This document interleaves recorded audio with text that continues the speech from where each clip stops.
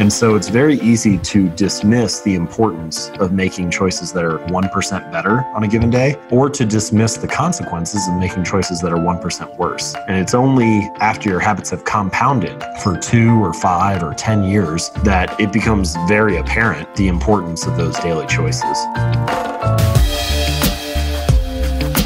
humanOS. Learn, master, achieve. Welcome back, everyone. Today I have with me author and friend James Clear. Now, James writes on things like habits and decisions and generally how to live better lives. All things that are super important in our lives, but also to our health. His work has been covered by the New York Times and Time Magazine, CBS This Morning, and many other media outlets. And James has a new book out called Atomic Habits. So we are going to talk about that today. Now, I've been following his work and appreciating his writing for years now. And James, let me pay you a compliment here. I think you do a superb job taking complex topics and telling a story that makes these potentially life-improving ideas really resonate with a person. And there's so many good ideas that are out there in the world that we can benefit from, and yet we can easily miss those ideas, first by not being exposed to them, but second, if idea just isn't delivered in a way that hits home, where you can put yourself into the shoes of somebody else and experience that as though you've experienced it yourself. And that, I think, can really help people adopt these changes and adopt these good ideas. So thank you for your writing and welcome to the show. Yeah, thank you so much. That's very nice of you to say. And yeah, I'm excited to be talking to you again. Let's start from the beginning. You started writing when in your newsletter?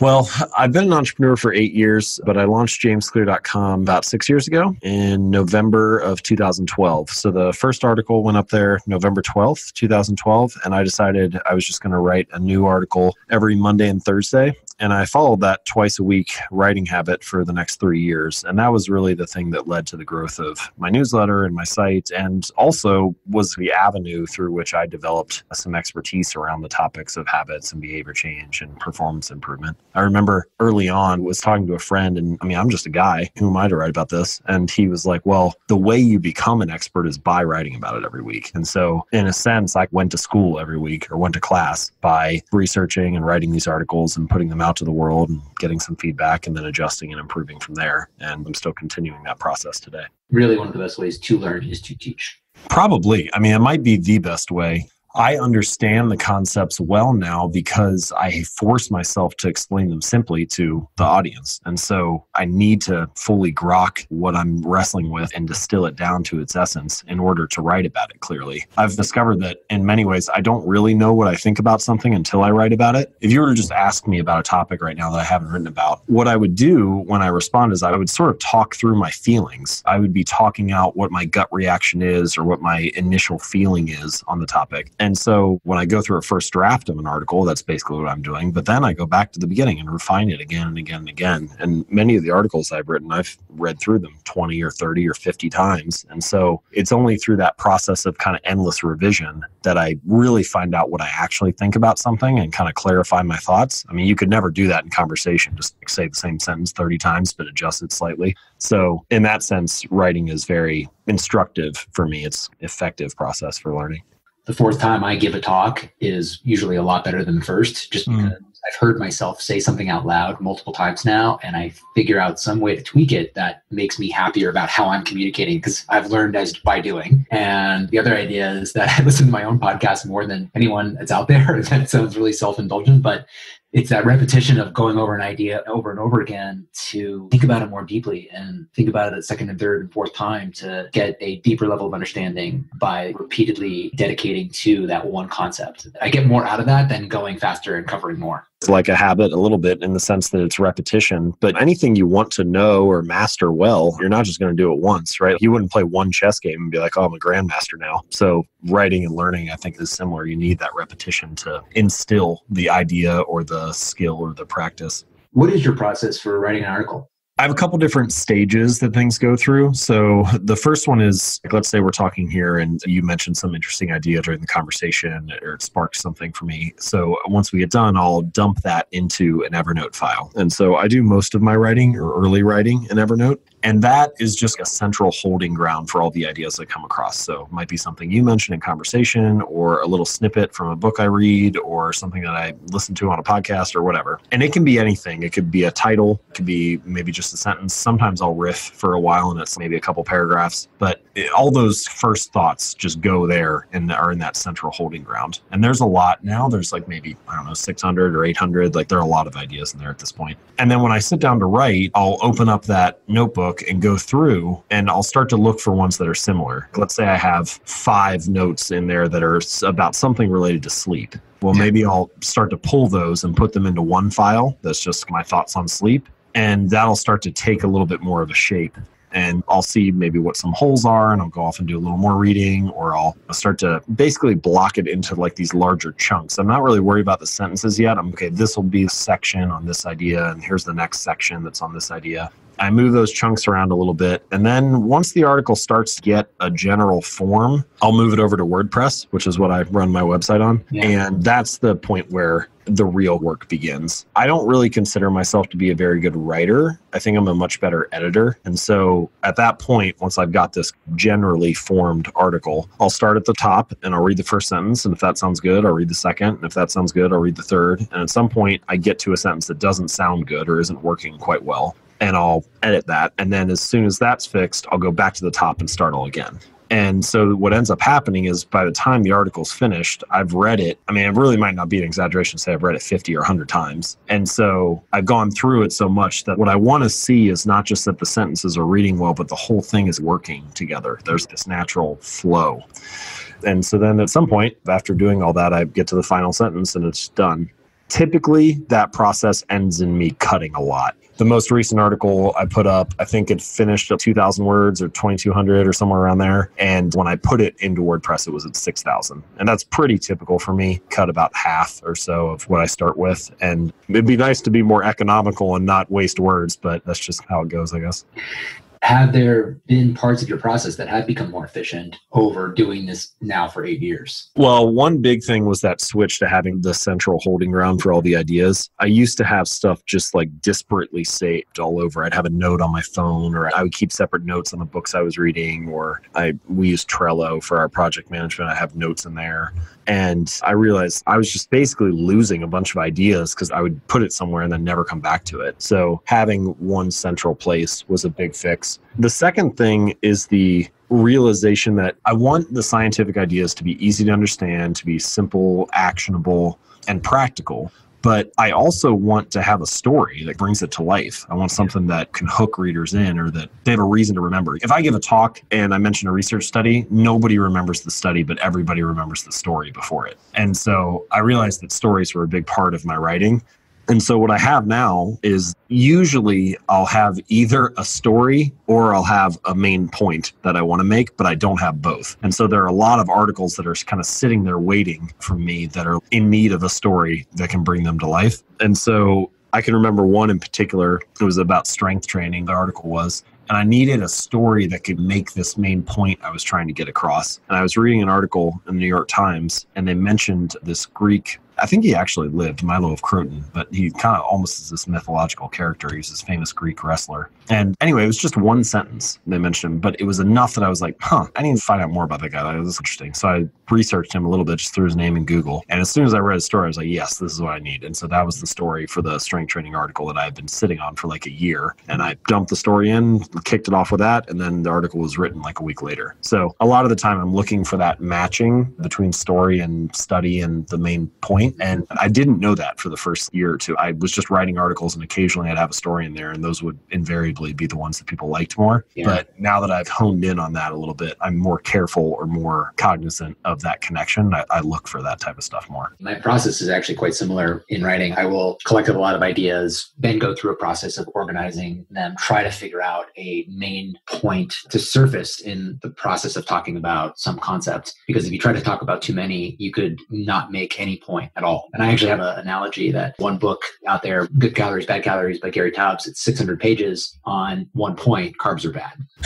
You could argue that there are more scientifically credible books that try to make 13 points per chapter, and they have had less of an impact on people's behavior because they're trying to cover too much one go? So I think that's very true. I've been thinking about that a little bit more now that I've finished this book, my first full-length book, about like what makes a book good, what makes a book bad, like what should I improve for next time. Yeah. And that idea of staying focused on one central point, it makes a lot of sense to me for the articles I write. You know, they're about 2,000 words long usually, and I can kind of see the idea from end to end. You know, here's the story that kicks it off, this is the main point I'm trying to make, and here's the practical takeaway. I think it's really challenging to select an idea that is both easy to understand in a single sentence like that, but also worthy of 200 or 300 pages. Because there are a lot of books, I mean, business books are the most obvious example of this, but they should be a 20-page report or white paper, not a 200-page book. But if you can find the right one, 4-Hour Workweek is a good example. I can understand that in a single sentence. I get to retire early. I don't have to work that much. I can have a full-time career on 4 hours a week. But then there are a lot of questions that immediately come from that. Okay, how do I actually do that? What does that look like? That idea is you can understand it immediately, but you also kind of need 300 pages to explain how someone does that. And so I think good books have a balance of that, where it's a easily digestible, compelling idea, but also worthy of good amount of explanation. So let's talk about habits a little bit. This is a topic that most people are familiar with, but why have you focused on habits? And let's talk about what they are generally. Okay, so I'll start with the definition. Broadly speaking, a habit is a behavior that has been repeated enough times to be more or less automatic. You can think of them sort of like mental shortcuts, and they are mental solutions that we use for the problems we face repeatedly in life. So as you go throughout life, you face a variety of problems. Some of them are big, some of them are small, like you need to tie your shoe. And the more that you face that problem, every morning you need to tie your shoe, the more your brain automates a solution that it comes across that seems to be effective at solving that problem. And if you repeat that enough times, pretty soon you can tie your shoes while you're having a conversation or thinking about what you need to do that day or what you're going to make for breakfast or whatever. And this is one of the values of habits, is that when you can solve a problem on autopilot, you free up your cognitive attention to direct it towards other problems or towards other areas of life. So you effectively remove one more bottleneck from your brain and you can direct your conscious attention elsewhere. I think that's a reasonable definition of what a habit is.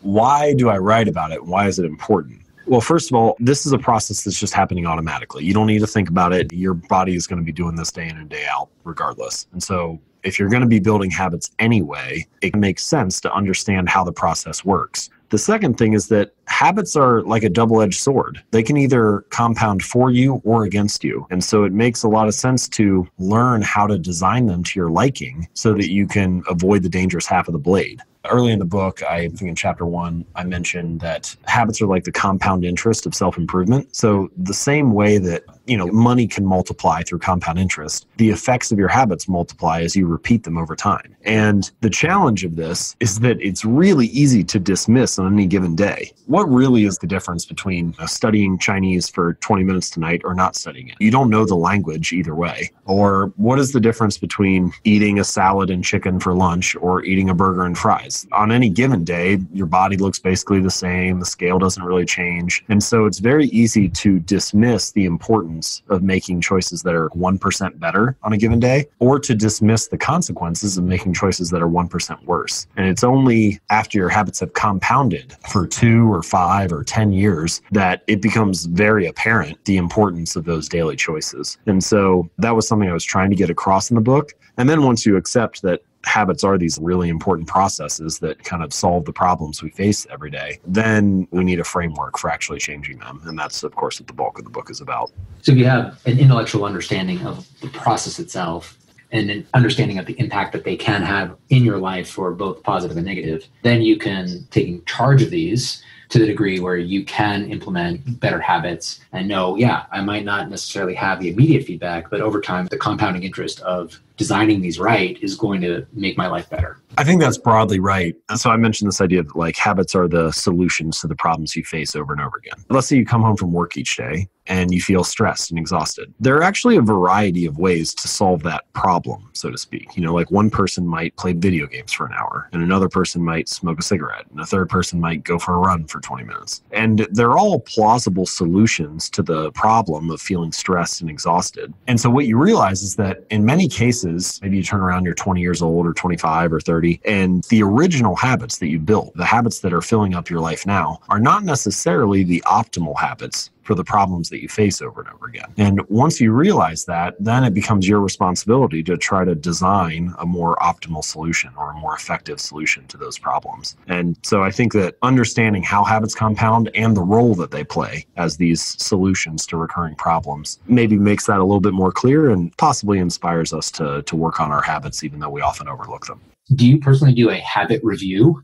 So in the book, I talk about this thing called a habit scorecard. And I think that there are two ways to do this. So first is a habit scorecard is like an inventory of what your habits are. So you just start at the beginning of your day and you write down pretty much in as much detail as you can muster what habits you're performing. So I wake up, I turn off my alarm, I check Instagram, I get out of bed, I make the bed, I take a shower, I brush my teeth, on and on and on. And then you grade that habit. You can either give it a plus sign if it's a positive habit or a good habit, a negative sign if you think it's a negative habit, or like an equal sign if it's just neutral. But the point of that inventory is not to feel good or bad about yourself or to judge yourself. It's just to kind of get a lay of the land, almost like you're observing somebody else. Oh, okay, I check Instagram before I get out of bed each morning. Should I actually do that? No, probably not. It's probably a negative habit. But you're just trying to become aware that you do that. And once you have that level of awareness, then you actually have a chance to maybe design it to some meaningful degree. If you're not aware of it, it's really hard to design something carefully. So that's the first thing. And I'll add a little caveat to that about good and bad habits, because sometimes people are like, well, if it's a bad habit, why do I do it? That doesn't make any sense. And all habits serve you in some way. So smoking a cigarette might be bad in the long run, but it serves you by reducing stress or making you feel like you're part of the social group or a variety of other things that it could provide. So the way that I like to think about that is that habits produce multiple outcomes across time. Pretty much any behavior produces multiple outcomes across time. So for bad habits, it's often the case that the initial outcome is favorable. So for example, eating a donut each day. Eating a donut right now is tasty and sugary and sweet, and you might find it enjoyable. So the immediate outcome is favorable. But the ultimate outcome, that if you repeat this habit, you're going to gain weight in a month or a year or whatever, is unfavorable. For good habits, it's often the reverse. The immediate outcome of going to the gym is effortful, you sweat, it takes some sacrifice, it's hard work, your body is basically the same, the scale doesn't really change, you're putting up basically the same weight. But the ultimate outcome, if you repeat the habit, is that you're stronger and fitter in a month or a year. So first of all, that's a good way to distinguish what is a bad habit and what is a good habit, is what is the ultimate outcome of the behavior. And secondly, a lot of the challenge of building good habits and breaking bad ones is about figuring out ways to take the long-term consequences of your bad habits and pull them into the immediate moment, so you feel a little bit of the pain right now, and taking the long-term rewards of your good habits and pulling those into the immediate moment so that it's pleasurable and satisfying and you have a reason to repeat it right now, rather than just trying to delay gratification. And we can talk more about that later, but that's basically the first way that I do that, is this habit scorecard. And then I also have a longer-term tracking or awareness exercise where I do like an annual review at the end of each year. I think that's a great idea. I don't know if you're a basketball fan, but Joel Embiid, is saying is trust the process, which is really what you're talking about. If you can't see that in the moment benefit, but you know it will get you to a place you want to go, then you can say, this process is going to help me. And that belief itself can be really good to continue something that doesn't have like that instantaneous reward. Well, the ultimate form of immediate reinforcement is the reinforcement of your desired identity.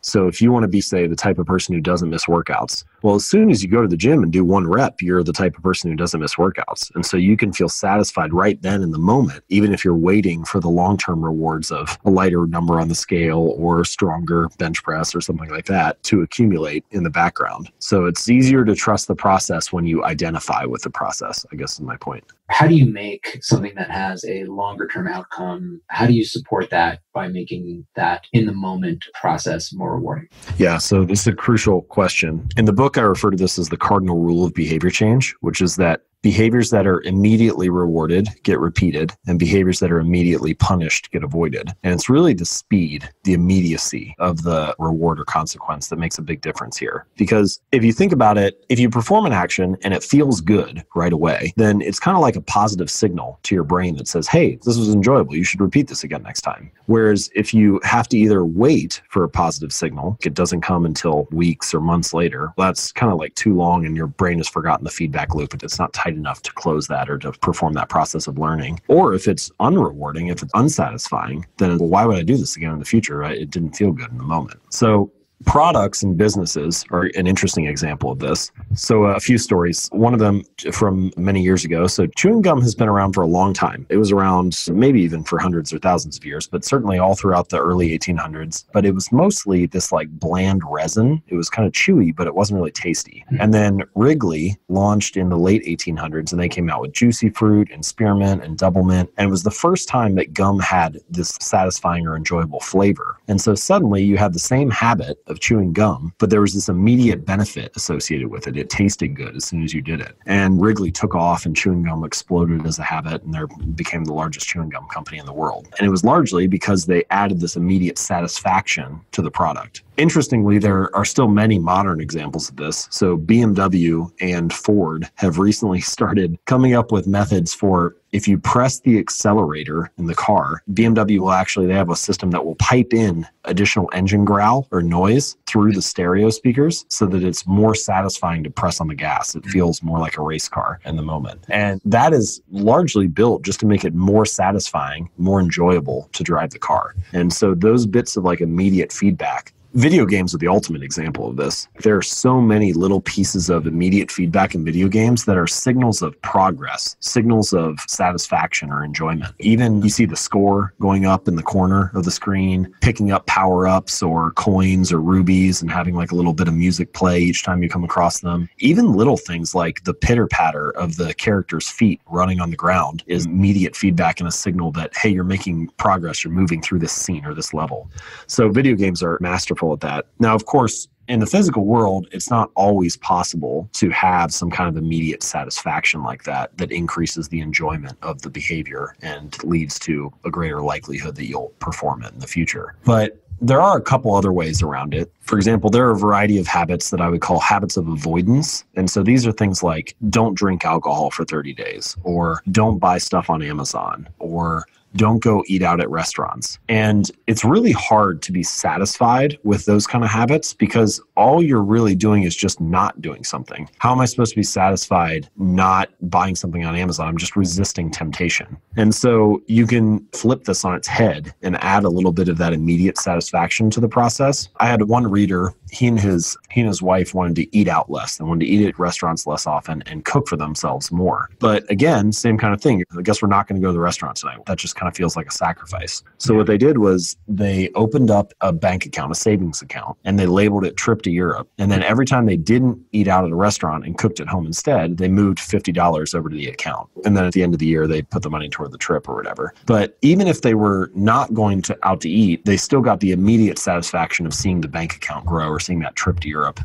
saving toward that. And it's a small thing, but stuff like that can be meaningful in the moment because it adds at least just like a little bit of a reason to do it, to feel good about it. And habit tracking is another example of this. Putting an X on a calendar is a small thing, but if every time you finish a workout, you throw a little X on there, that feels good in the moment. It's a small positive emotional signal. And that's really the main point of all this, is that positive emotions cultivate habits and negative emotions destroy them. And you really want the ending of any habit or behavior to feel successful, to feel positive, so that you have a reason to repeat it again in the future. This feels to be a fundamental component of habits, which is the sense of reward, which can be subtle and subconscious, but present and real to perceptible. And if you are trying to then modify some habit like going out and spending money on dining out, suppressing that is hard. It just feels like a bummer. Another way to think of this, in the book, I lay out this 4-step framework for building habits or understanding or thinking about habits. And one of the things that's a little different in my framework than some of the others that people may have come across is that every behavior is preceded by a prediction, which I would call a craving or some kind of interpretation of the cue or of your current state of the circumstance. And one of the roles of the outcome of your habits is to resolve the craving that you're feeling. And if you don't resolve that craving, you just have to sit with it. And that can be like a very unsatisfying experience. And so by having a reward that provides some immediate satisfaction in the moment, resolve the craving and satisfy or complete that loop. You told a great story about this 1% improvement. You mentioned that earlier about British cyclists. I'd love for you to share it here. Yeah, for many years, British cycling was very mediocre, really almost for like 100 years. This is like in the early 2000s. They had never won a Tour de France. The race had been around for like 100 years. They won a single gold medal, and it was way back in like 1908 or something. And so they hired this guy named Dave Brailsford to try to change this, try to reverse this process. And Brailsford believed in this concept that he called the aggregation of marginal gains. And the way that he described it was the 1% improvement in nearly everything that you do. And so they looked at all these different areas related to cycling, and they just tried to get like 1% better in each one. And they did a bunch of things in the beginning that you would expect a professional cycling team to do. Like they put slightly lighter tires on the bike, or they had a more ergonomic seat. They asked their riders to wear these electrically heated overshorts that kept their muscle temperature ideal and warm while they were training. They had each rider wear a biofeedback sensor so they could see how they responded to training and adjust their program appropriately. But then they did a bunch of things that you wouldn't expect a cycling team to do. They hired a surgeon to teach each rider how to wash their hands so that they would reduce the risk of catching a cold or getting sick. They split tested different types of massage gels to see which one led to the best form of muscle recovery. They painted the inside of the team truck white so that they could see these little bits of dust that might get into the gears of the bikes while they were traveling to different races. And they even figured out the type of pillow that led to the best night's sleep for each rider, and then brought that on the road with them to hotels when they were going into a big championship or something. So anyway, Brailsford said, if we can actually do this, right, if we can make all these little 1% changes, I think we could win a Tour de France within 5 years. And he ended up being wrong. They won the Tour de France in 3 years, and then they repeated again the next year with a different rider. And they've continued their success now, and they just won the last one. It's something crazy. They've won like 5 out of the last 6.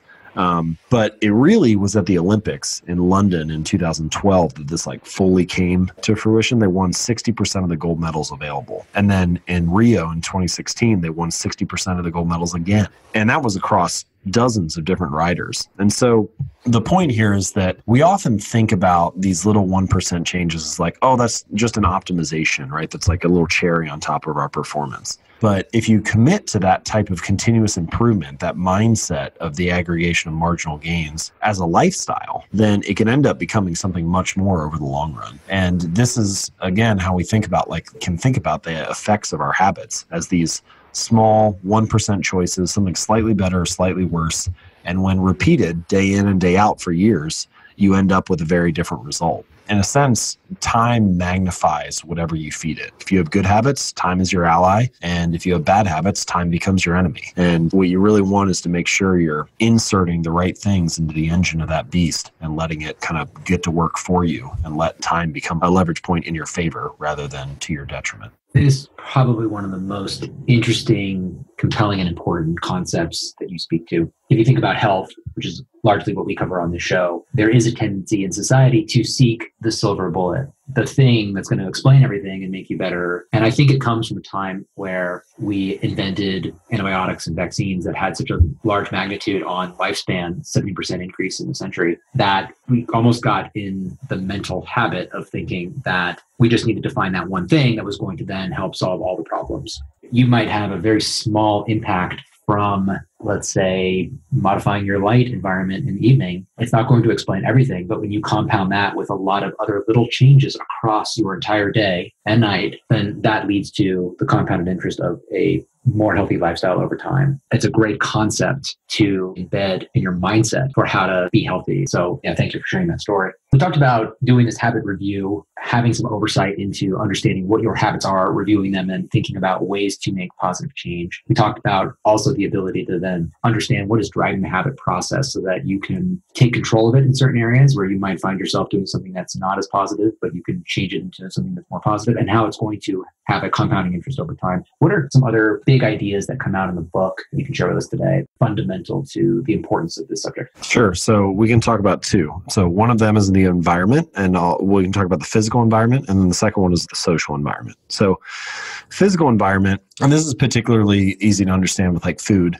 Many of your habits are a response to the physical cues that you are surrounded by day in and day out. So a lot of people will think, oh, I watch too much TV. But if you walk into pretty much any living room, where do all the couches and chairs face? It's like that room is designed to get you to watch television. So there are a variety of steps that you could take here, right? You could turn a chair away from the TV. You could take the remote control and put it inside a coffee table. You could take the television and put it in a cabinet or wall unit so that it's behind doors and you don't see as much. But That general principle of reducing exposure can be a very effective way to curb a habit, or in some cases have it fade away entirely. If you don't want to spend as much money on electronics, well, stop following all the tech review blogs and the latest YouTubers who are unboxing tech gear and stuff. You're constantly being triggered in that type of situation. You have to overcome that exposure all the time, which is a challenging thing to ask anybody to do. Same way with if you want to stick to a new diet or eat less, don't follow a bunch of food blogs on Instagram. You're constantly being prompted. So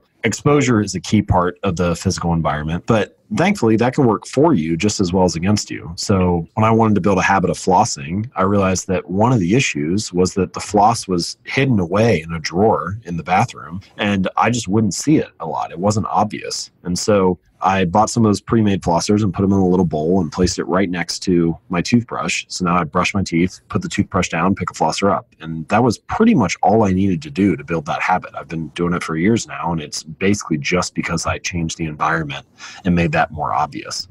The same thing was true for food. For many years, well, maybe not years, but it definitely annoyed me for a few months. My wife and I would go to the store and buy fruit. We'd buy like apples or bananas or something and keep them in the crisper in the bottom of the fridge. And I just wouldn't remember they were there because they were tucked down there like out of sight. And they would sit there for like 2 weeks and go bad. And then I'd get annoyed every time I'm throwing these apples out, just wasting money and wasting food. So what I ended up doing was buying a display bowl and placing the fruit right in the middle of the counter. And now I eat it in 3 days. It's all gone. I've noticed something similar with alcohol. If I get beer and place it in the fridge, either in the door or at the front of a shelf so that it's very obvious and I can see it as soon as I open it, I'll drink one each night just because it's there. But if I buy a 6-pack and I put it in the back of the fridge and tuck it under the shelf so that it's all the way at the back and I can't really see it when the door is open, then it'll sit there for a month or 2 months. I won't even remember that it's there. And it raises an interesting question about a lot of our habits, which is, do you really want it, or were you just doing it because it was obvious and easy? And I think that that's true for not just food habits, but social media is another good example, or your phones. Now I try to keep my phone in another room until lunch each day so that I get at least like 3 or 4 hours in the morning where I don't have my phone on me. And the numbers keep going up every year. I think the average adult now checks their phone over 150 times a day, but we just keep getting more and more addicted to it. And if I have my phone on me, I'll probably look at it every 3 or 5 minutes or something. But what's fascinating is that when I keep it in another room, when I keep it outside of my office, I just have to walk up the stairs and go to a different room to get it. But even though it's only 45 seconds away, I'll never go get it in the morning. If I had it, I would check it all the time, but it was never worth 45 seconds of work. So anyway, that basic principle can be applied for good or bad habits. You basically just want to increase the number of steps between you and the bad habit and reduce the number of steps between you and the good habit. I'll give you an example of how I've done this specifically. I was checking social media more than I wanted to. I was doing it in those moments where I wasn't thinking. It would just, I'd pull it up and I'd pull up Instagram and Facebook. So I took the apps off my phone. And now if I want to actually use it, I've got to type it into the browser. So it's more friction, takes more time. The second thing that I did is I'll batch it. So I'll say, all right, I'm just going to do this on Sundays or Saturdays. So I compartmentalized my usage to just the weekend, and I'll just go and check in. And now I'll casually check it on the weekends, maybe spend 5 or 10 minutes on it, and then I'm done. Instead of saying I can't use Facebook or social media altogether, I'm now using it to a degree that I'm more comfortable with. So that has powerful illustration of exactly what we're talking about. Yeah, that's a great example. While I was writing the book, I needed to focus. And so I did like the most extreme version of this, which is every Monday, my assistant would log me out of Facebook, Instagram, and Twitter and reset the passwords. And then I would work all week. And then on Friday, she would give me the passwords and I could log in over the weekend and use them. And then on Monday, we would do it all over again. And so it ended up working really well. And what's fascinating is how quickly you realize, I really don't need this. But yeah, so that principle can work both for the physical environment and the digital environment. And I think it can be a really effective way to change your habits. And then the second one that I mentioned is social environment, which we can talk about more if you'd like. Yeah, absolutely. I'll mention one other thing too about placing the things that you want to be engaging with in your environment so they are more visible than the things you do not want to be using. I noticed one other thing about this behavior. I put my weights out or gym equipment so I can see it. But if something sits in the same place long enough and you don't use it, you will look past it without noticing it. what I've done is I'll then keep it visible, but I'll move things around. And then that makes me notice it more and use it more. Yeah, there's something that happens over the course of a habit being built where the cue starts to be not a specific thing, but the entire context around it. So you become comfortable with the entire room. So imagine if you walked into your kitchen, you don't really think about the kitchen as being the cue, that whole context as being the cue for like making your morning cup of coffee. But if something was out of place when you walked in the morning, if there was, it doesn't even have to be that big of a thing. If there was just, say you went to a party and there was some little sculpture or something you were given, it's like the size of a baseball, and it was sitting on the counter, you would pick up on it when you walk in because you would implicitly know the context is different for some reason. So by moving things around, that's a good way to capture your attention again. Yeah. But there's also a good lesson here for building new habits, which is that as habits become built and as you develop those associations with the overall context, you implicitly have these connections that if you're trying to build a new habit, you have to overpower. So one way to think about your physical environment, whether it's the place you live or the kitchen you cook in or the desk you work at, is not as being filled with objects, but as being filled with relationships. For one person, the couch in their living room might be a place where they have a relationship of reading every night for an hour. For another person, it might be the association is that they sit on the couch and watch a TV show and eat a bowl of ice cream. And it's the same object, it's just the relationship is different. And so if you want to build a new habit, it's often more effective to go to a new place where you don't have those associations built, where you're not trying to overpower the current stimuli. If you want to build a journaling habit, maybe go to a coffee shop that's close to your work, but you don't normally go to. And that becomes the place where you journal. Or if you want to build like a reading habit, buy a new chair and put it in the corner. And that becomes the chair that you read in. You don't do anything else there. And what you're essentially trying to do is find something that you don't already have an association tied to, and then make that the place where this new habit happens. That's fascinating. I'm going to try that. One thing we recently started to do with humanOS is we have something called the daily formula. And the idea is we take your daily recipes and workouts and we email them to you in the morning. People may or may not do those, but the idea of also triggering the thought process, sort of like our built environment of, this is what healthy looks like. Here are some ideas to be healthy. You're starting your day, as most people do, checking your email, and you're getting those thoughts into your mind to sort of then affect how you might behave later that afternoon. It might affect you in a lot of different ways that you wouldn't even think about, even if you don't use those workouts or those recipes on that given day. Yeah, that makes sense. So talk a little bit more about the social habits as well. So this makes sense to us once we hear it explained a little bit. We all belong to multiple tribes. Some of the tribes are big, what it means to be American or Australian or French or German or Christian or Buddhist or atheist or whatever. And some of the tribes are small, like what it means to be a neighbor on your local street or a member of your local CrossFit gym or, a student at your school. But large and small, all of these tribes have a set of shared expectations that are part of what it means to be that group. And so the result is society and the tribes that we are part of, it leans heavily on our behavior. Just take a couple basic habits that nobody really thinks about. Like if you walk onto an elevator, you turn around to face the front. Or if you have a job interview, you wear a suit and a tie or a dress or something nice. Now, there's no reason it has to be that way. You could face the back of the elevator. You could wear a bathing suit to a job interview, but we don't because it violates the shared expectations of the group. And so many of our habits are a result of those shared expectations. Humans are innately tribal creatures. Our ancestors grew up in tribes, lived in tribes, and perhaps even more importantly, to be cast out from the tribe was not just like a bad thing, it was often a death sentence. And so if you didn't have some kind of tribal affiliation, some type of desire to belong to the group, then you probably wouldn't pass down your genes. And so one of the net effects of that, one of the results of that is that we all are internally wired with this deep sense to belong. And so when habits are aligned with the shared expectations of the group, when they help you belong,